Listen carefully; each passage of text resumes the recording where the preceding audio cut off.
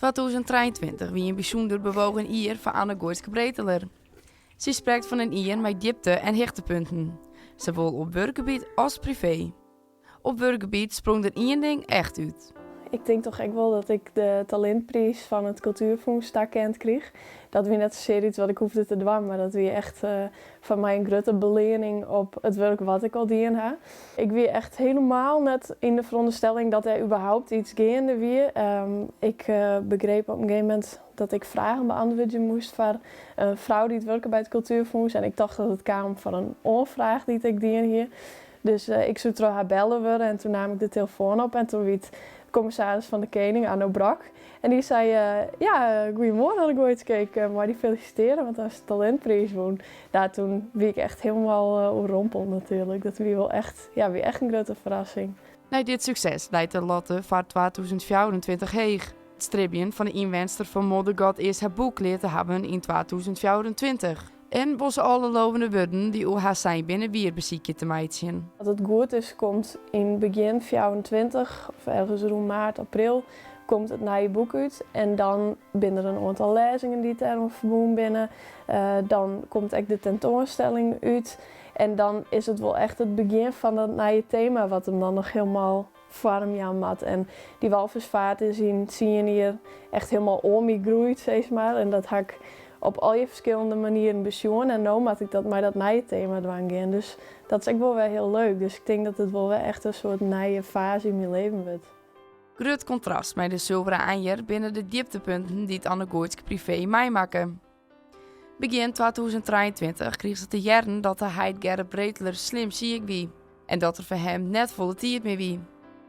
Op dat moment kwam er een periode dat ze een soort tijd met haar heid erop bracht. Uiteindelijk is hij het in mei verstaan dit jaar.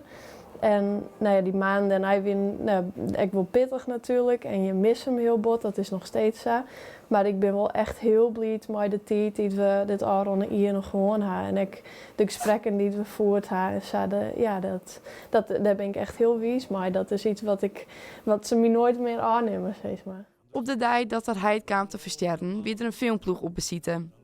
Kwart daarna wie het samen gebeurt. Voor Anne Goortske en haar familie binnen deze beelden een rijkdom om te houden. En mijn zoon, hoe ik me eigenlijk nooit onveilig te voelen. En daarna ben ik er nog. Heel goed, heel goed, heel goed. Ze hebben wel zo'n woorden trouwens. Ik ben er ook altijd bij. Ja. Na deze drege periode ging het werk weer gewoon terug. Maar daarbij waard ze indirect stiepen terug Heid Gerrit. Die een inspirator wie. Leidt hem toch echt wel deels in wat ik met Heid ook heel vaak gesprekken over het meidje van dingen. En dat je geïnspireerd binnen terug dat dingen werd je onderzoek naar doorgaan of terug werd je bevlijn van binnen. En dat is juist dan ik zo'n grote drijfveer, dat maakt het ik dus gewoon terug in was. En als ik dan aan het schreeuwen ben, het is net dat ik Heid viert, want hij is juist sterren ik weer of zo, maar op een hele andere manier. En dan is het net die zwitten van het verlies, maar dan is het eigenlijk echt gewoon dat er me nog steeds motiveert om terug te zetten daarin. Dus ja, eigenlijk is dat wel heel mooi. Komt dat werk en privé dan toch ik weer samen bij elkaar. Op een dag drink je geen grols meer, loop je nooit meer door je stad. Op een dag... En je ziet een soort dingen van mijn huid, wat foto's, maar ik het laatste pakje check wat er rookte en de laatste whiskyfles die er dronk.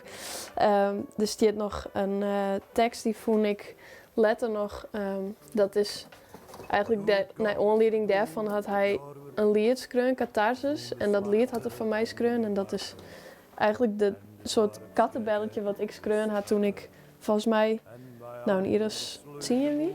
En 10. En toen had hij die tekst eronder geschreven en dat vonden we waarom nooit we alles aan het oproemen weer. Dus die vond ik wel heel mooi om in te listen, want dat was eigenlijk het begin van dat lied wat er van mij geschreven had. Dus dat is ook iets wat van mij heel dierbaar is natuurlijk. En Justien zien schilderskwasten nog bij. Een schilderij van hem natuurlijk. Eigenlijk is het een beetje een allegaatje van echt gewoon een recept van de macaroni die hij altijd maakt. Dus het zijn net alleen nog dingen van werk, maar echt gewoon wat hem heid maken. Ik hoop gewoon heel bot dat ik steeds maar die aanwezig is van mijn heid, dat ik dat houden blijf. Van mij viel het nou eigenlijk net eens of is hij heel veel voort, omdat ik gewoon nog zo vaak aan hem denk. En ik hoop dat dat heel erg blijft. Ik hoop ook dat de toekomst een beetje milder voor u is als gezin. Ik hoop gewoon dat iedereen zijn zoon en zo goed is en dat we gewoon weer met ons allen verder kunnen en het leven weer oppakken kunnen. Het verbeeld je nimmer kwijt. Halleluja, ta mijn spiet, nood het wonder.